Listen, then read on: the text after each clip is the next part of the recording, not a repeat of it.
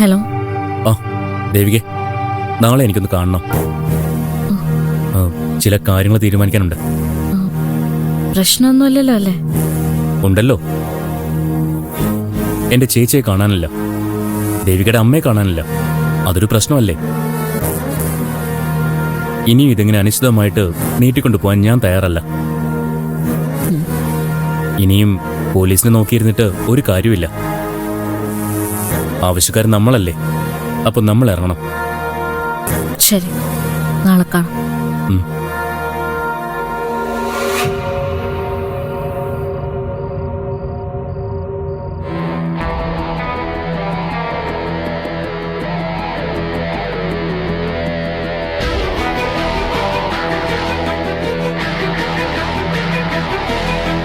Police ശ്രമിച്ചിട്ട് നടക്കാത്തത് നിങ്ങൾ ശ്രമിച്ചാൽ നടക്കുമെന്ന് തോന്നുന്നുണ്ടോ?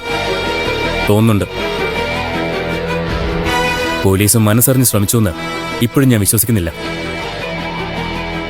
ഇങ്ങനൊന്നും അല്ല അന്വേഷിക്കേണ്ടത്. ഇനി അവരുടെ സഹായം വേണ്ട. എനിക്കും പറ്റും പലതും, അത് ഞാൻ ചെയ്യും.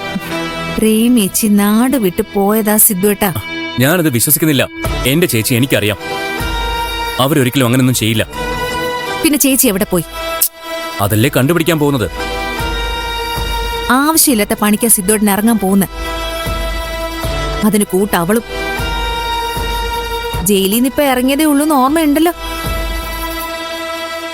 അവളുമായിട്ടുള്ള ബന്ധം അവസാനിപ്പിക്കാതെ സിദ്ധുവേട്ടൻ രക്ഷപ്പെടില്ല. അവസാനം ഇത് ഇതിൽ തന്നെ കൊണ്ടെത്തിക്കുമെന്ന് എനിക്കറിയായിരുന്നു. ദിവസം ഒരു 10 പ്രാവശ്യമെങ്കിലും ദേവിയെ കുറ്റം പറഞ്ഞില്ലെങ്കിൽ നിനക്ക് ഉറക്കം വരില്ലല്ലോ. എടി, എന്റെ ജീവിതത്തില് ഒരു കരടുണ്ടെങ്കിലേ അത് നീ മാത്രമാ. ദേവിക വന്നപ്പോഴല്ല, നീ വന്നപ്പോഴാ എന്റെ ജീവിതത്തിന്റെ താളം മുഴുവൻ തെറ്റിത്തുടങ്ങിയത്. അതിപ്പോഴും അങ്ങനെ തന്നെയാ. അത് മാറ്റാനാണെങ്കിൽ ഞാനായിട്ട് ഇതുവരെ ഒന്നും ചെയ്തിട്ടുമില്ല. ഇനി ഞാൻ ചെയ്യാൻ പോവാ. അതിന്റെ തുടക്കമാ പ്രേമിച്ചെ കണ്ടുപിടിക്കല്. നീ കുറിച്ചിട്ടോ, 10 ദിവസത്തിനുള്ളില് ചേച്ചിയെ ഞാൻ ഈ വീട്ടിൽ തിരിച്ചെത്തിച്ചിരിക്കും.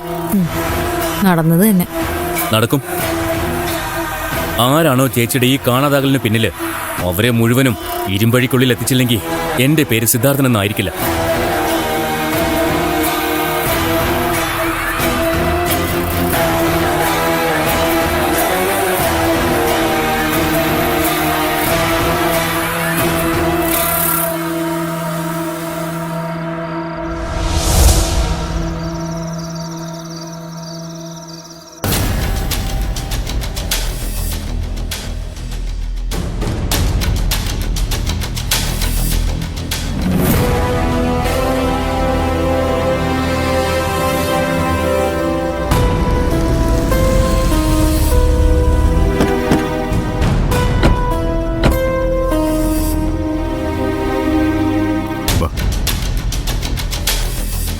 നീ ഇതെങ്ങോട്ടാ? ഞാൻ നിർബന്ധിച്ചിട്ട് വന്നാ സർ. നിരഞ്ജനോട് പല പ്രാവശ്യം ഞാൻ പറഞ്ഞിട്ടില്ലേ ഇവനെ ഈ വീട്ടിലേക്ക് കൂട്ടിക്കൊണ്ട് വരരുതെന്ന്. വിശാലിന്റെ അമ്മ ഇവിടെയല്ലേ ഉള്ളത്, സുതിമോളും ഉണ്ട്. രണ്ടുപേരെയും കണ്ടിട്ട് പോട്ടെ എന്ന് വിചാരിച്ചു. ഇതൊന്നും എനിക്ക് താല്പര്യമില്ലാത്ത കാര്യങ്ങളാണെന്ന് ഞാൻ മുമ്പേ പറഞ്ഞിട്ടുള്ളതല്ലേ.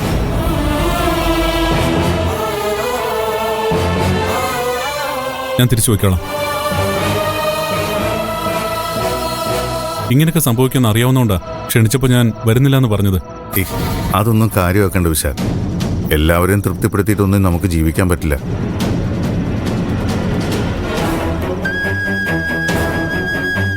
ഞാൻ വിളിച്ചുകൊണ്ട് വരുന്നവരെ ഇൻസൾട്ട് ചെയ്യുന്നത് ശരിയാണോ എന്ന് സാറൊന്ന് ആലോചിക്കുന്നത് നന്നായിരിക്കും. അങ്ങനെ ചെയ്യരുതെന്ന് പല പ്രാവശ്യം ഞാൻ അങ്ങോട്ടും പറഞ്ഞിട്ടുണ്ട്. ദയവ് ചെയ്ത് ഇങ്ങനെയൊന്നും ചെയ്യരുത് സർ. എന്താ ഏട്ടാ എന്റെ മോൻ വരുന്നത് കൊണ്ടുള്ള കുഴപ്പം? പണ്ട് സ്ഥിരം ഇവൻ ഈ വീട്ടിൽ വന്നതിൻ്റെയാ ഞാനിപ്പോൾ അനുഭവിച്ചുകൊണ്ടിരിക്കുന്നത്.